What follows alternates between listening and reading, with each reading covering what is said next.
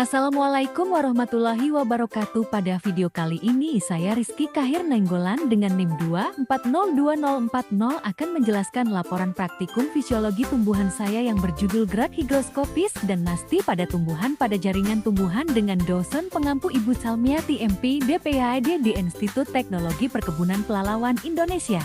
Gerak pada tumbuhan merupakan respons alami terhadap perubahan lingkungan yang terjadi di sekitarnya. Salah satu bentuknya adalah gerak higroskopis, yaitu gerakan pasif yang terjadi akibat perubahan kadar air dalam jaringan mati, seperti pada polong biji yang mengering dan membuka untuk menyebarkan bijinya. Mekanisme ini penting karena membantu tumbuhan memperluas wilayah pertumbuhannya tanpa bergantung pada makhluk hidup lain. Anggraini 2021. Selain itu, tumbuhan juga memperlihatkan gerak nasti, yakni gerakan yang dipengaruhi oleh rangsangan luar seperti sentuhan, cahaya, atau suhu, namun arah gerakannya tidak tergantung pada arah datangnya rangsangan. Contohnya dapat diamati pada daun putri malu yang menutup ketika disentuh dan kembali membuka setelah beberapa saat.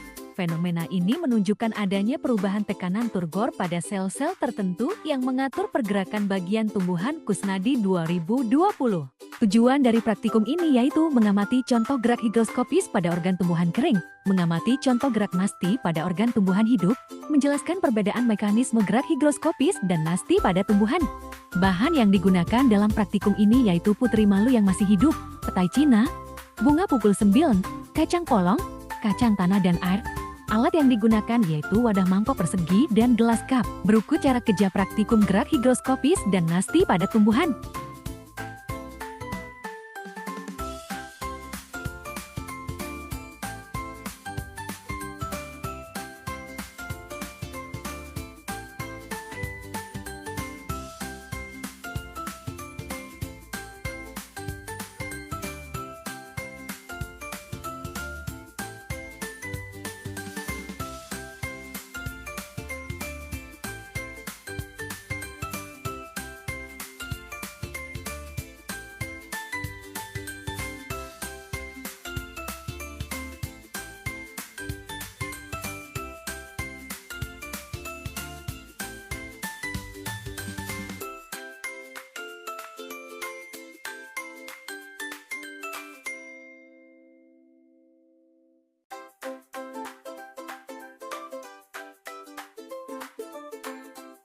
Berikut ini tabel hasil pengamatannya.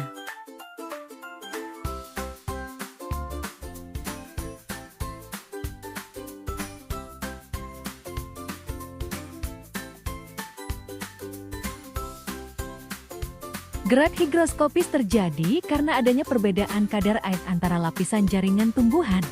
Ketika kadar air di lingkungan menurun, jaringan luar kehilangan air lebih cepat dibanding jaringan dalam, sehingga menyebabkan perubahan bentuk yang membuat polong biji terbelah dan biji tersebar. Gerak ini tidak membutuhkan energi metabolik karena sepenuhnya bergantung pada perubahan kelembapan udara dan sifat fisik jaringan tumbuhan yang elastis. Sementara itu, gerak nasti bersifat aktif karena melibatkan sel hidup yang mengalami perubahan tekanan turgor.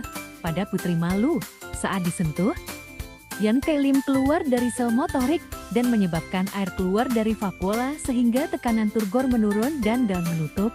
Setelah beberapa waktu, ion dan air kembali ke dalam sel, tekanan turgor naik, dan daun kembali terbuka. Proses ini menunjukkan bahwa tumbuhan mampu merespons rangsangan dengan mekanisme fisiologis tanpa sistem saraf. Kedua jenis gerak tersebut membuktikan bahwa tumbuhan memiliki kemampuan adaptasi tinggi terhadap perubahan lingkungan.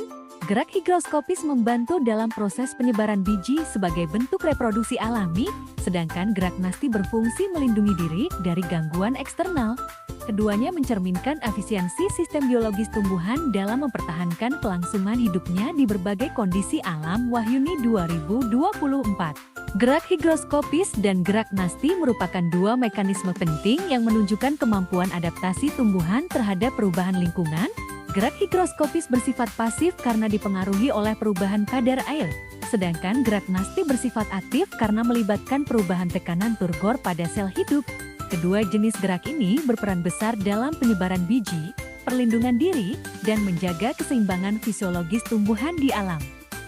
Berikut daftar pustakanya. Terima kasih. Assalamualaikum warahmatullahi wabarakatuh.